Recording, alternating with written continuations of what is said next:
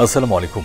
সংবাদে আপনাদের সবাইকে স্বাগত জানাচ্ছি। আমি ফিরোজ তোহা। শুরুতেই সংবাদ শিরোনাম।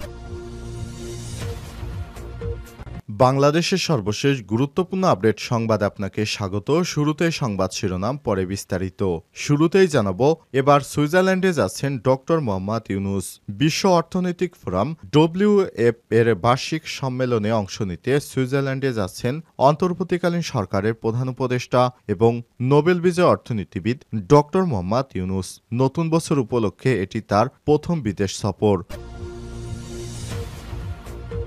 এরপর জানাবো, সংবিধান সংস্কার কমিশনের প্রতিবেদন পেশ আজ। 2 কক্ষ 5 শতাধিক আসন এবং নারী আসনেও ভোট। বাংলাদেশের সংবিধান সংস্কারে গঠিত কমিশন অন্তর্বর্তীকালীন সরকারের কাছে আজ তাদের প্রতিবেদন জমা দিতে যাচ্ছে। এতে ক্ষমতা কাঠামো, সংসদের ধরনসহ বিভিন্ন ক্ষেত্রে বড় ধরনের পরিবর্তনের প্রস্তাবনা থাকছে।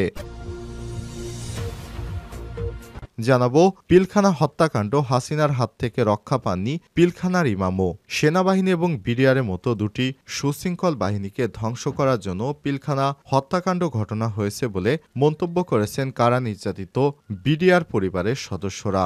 এদিকে হাসিনাকে নিয়ে টিউলিপের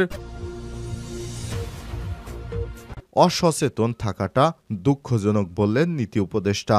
বাংলাদেশের সাবেক আওয়ামী লীগ সরকারের সঙ্গে টিউলিপ সিদ্দিক তার পরিবারের সঙ্গে সম্পৃক্ততার সম্ভাব্য ঝুঁকি সম্পর্কে সচেতন ছিলেন না, এটি দুঃখজনক। টিউলিপ সিদ্দিকের পদত্যাগ ইস্যুতে এক চিঠি তেমন মন্তব্য করেছেন ব্রিটিশ প্রধানমন্ত্রীর নীতি বিষয়ক উপদেষ্টা লরি ম্যাগনাস।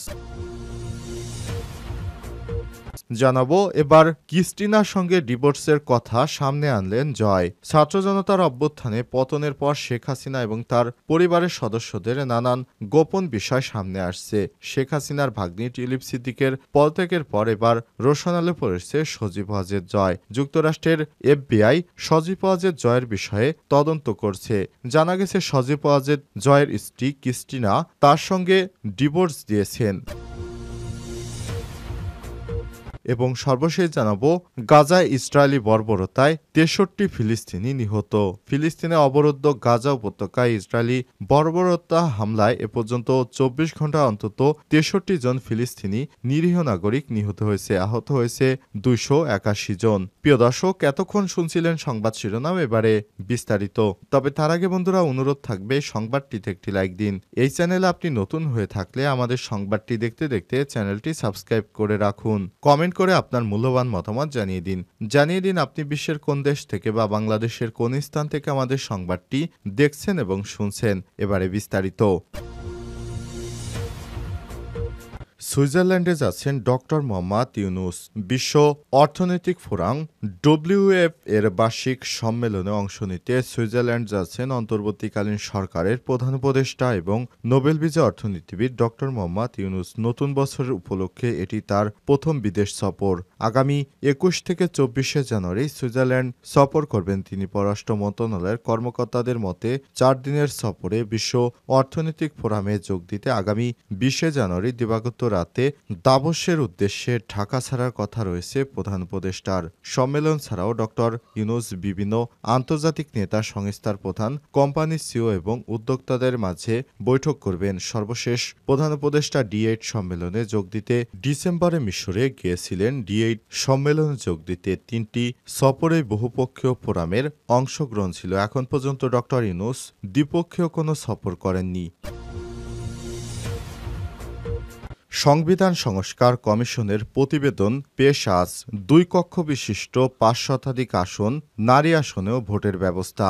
বাংলাদেশের সংবিধান সংস্কারে গঠিত কমিশন অন্তর্বর্তীকালীন সরকারের কাছে তাদের প্রতিবেদন জমা দিতে যাচ্ছে আজ। এতে ক্ষমতা কাঠামো এবং সংসদের ধরন সহ বিভিন্ন ক্ষেত্রে বড় ধরনের পরিবর্তনের প্রস্তাবনা থাকছে। গত 5ই আগস্ট রাজনৈতিক পদ পরিবর্তনের পর রাষ্ট্র সংস্কারের দাবি ক্রমশ জোরালো হয়ে ওঠে দেশটিতে। সেই প্রেক্ষাপটে প্রাথমিকভাবে গুরুত্বপূর্ণ 6টি প্রতিষ্ঠান ও সংস্থার সংস্কারের 6 বিশিষ্ট নাগরিককে দায়িত্ব দেওয়ার ঘোষণা দেয় প্রধান উপদেষ্টা মোহাম্মদ ইউনূস। পরবর্তী 7ই অক্টোবর বিদ্যমান সংবিধান পর্যালোচনা ও মূল্যায়ন করে সংস্কারের লক্ষ্যে প্রয়োজনীয় সুপারিশ ও প্রতিবেদন প্রস্তুত করতে অধ্যাপক আলী রিয়াজকে প্রধান করে 9 সদস্যের সংবিধান সংস্কার কমিশন গঠন করা হয়। 3 মাস ধরে সাধারণ নাগরিক, রাজনৈতিক দল ও অন্যান্য অংশীজন বিশেষজ্ঞদের কাছ থেকে মতামত সংগ্রহ করে কমিশন প্রায় ১ লক্ষ লোকের মতামত নেওয়া হয়েছে বলে জানিয়েছে কমিশন। সেই সাথে তারা বিভিন্ন দেশের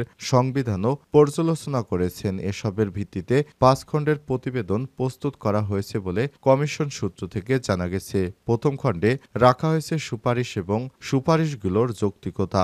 বিভিন্ন পর্যায় থেকে প্রাপ্ত মতামত রাখা হয়েছে বাকি ৪ খণ্ডে। সংস্কার কমিশনের প্রধান অধ্যাপক আলী রিয়াজ বলেছেন, সংস্কার প্রস্তাবনা তৈরি করার ক্ষেত্রে ক্ষমতার কেন্দ্রীয়করণ, রোধ, ভারসাম্যপূর্ণ বণ্টন, জবাবদিহিতা, রাষ্ট্র পরিচালনায় সবার প্রতিনিধিত্ব নিশ্চিত করার মতো বিষয়গুলো বিবেচনায় নিয়েছে তারা। তিনি বলেছেন, কিছু মতভেদ থাকলেও সংস্কারের ক্ষেত্রে রাজনৈতিক ঐক্যমতের ব্যাপারেও আমি আশাবাদী। কমিশন সংস্কার এর প্রস্তাবের ৫টি মূল দিক তুলে ধরা হয়েছে এই প্রতিবেদনে। ক্ষমতার ভারসাম্য শুধু ২ ব্যক্তি বা অফিসের নয়, বাংলাদেশের সংবিধানে এ পর্যন্ত ১৭ বার সংশোধন করা হয়েছে। দ্বাদশ সংশোধনীর মধ্য দিয়ে রাষ্ট্রপতি শাসিত সরকার ব্যবস্থা বদলে সংসদীয় সরকার পদ্ধতি পুনরায় প্রবর্তন করা হয়। কিন্তু সংসদীয় ব্যবস্থা বদলে ধীরে ধীরে ব্যবস্থাটি নিছক প্রধানমন্ত্রী শাসিত ব্যবস্থায় রূপ নেয় বলে মনে করে অধ্যাপক আলী রিয়াজ। প্রধানমন্ত্রীর দলের প্রধান হিসেবে দল চালান এবং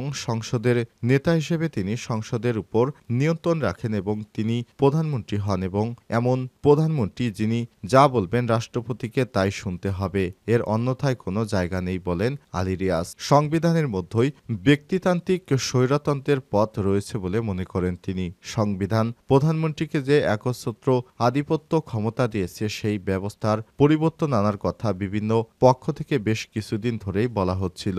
অন্যতম প্রধান রাজনৈতিক দল বিএনপি এক্ষেত্রে প্রধানমন্ত্রী ও রাষ্ট্রপতি ক্ষমতার ভারসাম্য আনার কথা বলে আসছে। অধ্যাপক আলী রিয়াজ বলেন, তবে সংস্কার কমিশন ভারসাম্য আনতে চাইছে প্রাতিষ্ঠানিক কাঠামোর মধ্য দিয়ে, শুধু ২ জন ব্যক্তি বা ২টি অফিসের মধ্যে ক্ষমতা বাড়িয়ে কমিয়ে নয়। আমাদেরকে বিবেচনা করতে হবে যে আমরা প্রাতিষ্ঠানিক কাঠামো তৈরি করতে পারি কিনা। জাতীয় স্বার্থের প্রয়োজনে সাংবিধানিক প্রতিষ্ঠানগুলোতে নিরপেক্ষতা বজায় রেখে নিয়োগ দেওয়ার পদ্ধতি কি তৈরি করা যায় কিনা। দেশ পরিচালনায় রাষ্ট্রে ৩ অঙ্গের আইনসভা, নির্বাহী বিভাগ ও বিচার বিভাগের মধ্যে সমন্বয় সাধনের কথাও বলেন তিনি। সাংবিধানিক প্রতিষ্ঠানে নিয়োগের মতো সিদ্ধান্ত গ্রহণের ক্ষেত্রে যে ধরনের কাঠামো দাঁড় করানোর কথা প্রস্তাবনায় আছে বলে জানা গেছে, তাতে অন্য ২ বিভাগের সাথে আইনসভার সরকার ও বিরোধী উভয় পক্ষকে সম্পৃক্ত করার কথাও বলা হয়েছে। এতে নির্বাহী প্রধান তথা সরকার প্রধানের একক সিদ্ধান্ত নেয়ার ক্ষমতা হ্রাস পেয়ে সেটা বিভিন্ন প্রতিষ্ঠানের মধ্যে ভাগ হয়ে যাবে। সংসদ ২ কক্ষ ৫ শতাধিক আসন, নারী আসনেও ভোট। বর্তমান বাংলাদেশের ১ কক্ষ বিশিষ্ট সংসদে নারীদের জন্য ৫০টি সংরক্ষিত আসন সহ মোট ৩৫০টি আসন রয়েছে।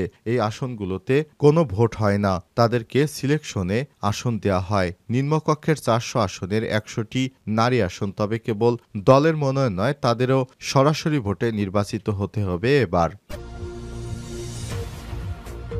পিলখানা হত্যাকাণ্ড, হাসিনার হাত থেকে রক্ষা পাননি পিলখানার ইমামও। সেনাবাহিনী ও বিডিআরের মধ্যে ২টি সুশৃঙ্খল বাহিনীকে ধ্বংস করার জন্য পিলখানা হত্যাকাণ্ডের ঘটনা ঘটানো হয়েছে বলে মন্তব্য করেছে কারা নির্যাতিত বিডিআর পরিবারের সদস্যরা। আজ জাতীয় প্রেস ক্লাবে জহুর হোসেন চৌধুরী হলে বিডিআর কল্যাণ পরিষদের সহযোগিতায় কারা নির্যাতিত বিডিআর পরিবার আয়োজিত সংবাদ সম্মেলনে সব কথা বলেন বক্তারা। সংবাদ সম্মেলনে বিডিআর পরিবারের সদস্যরা বলেন, ২০০৯ সালে তৎকালীন ২টি সুশৃঙ্খল বাহিনীকে ধ্বংস করার পাশাপাশি খুনি হাসিনা অবৈধ ক্ষমতাকে সুসংহত করার উদ্দেশ্যে ছিল এই হত্যাকাণ্ড। এটা ছিল দেশি বিদেশি চক্রান্তের নীলনকশার সফল বাস্তবতা। কিন্তু হাসিনা এই হত্যাকাণ্ডকে অত্যন্ত চতুরতার সঙ্গে বিডিআর বিদ্রোহ বলে প্রতিষ্ঠিত করেছে। এরই পরিপ্রেক্ষিতে প্রকৃত সত্যকে আড়াল করার উদ্দেশ্যে তদন্তের নামে হেফাজতে ৫৭ জন নিরীহ বিডিআর জনকে পিটিয়ে মেরে ফেলা হয়েছে।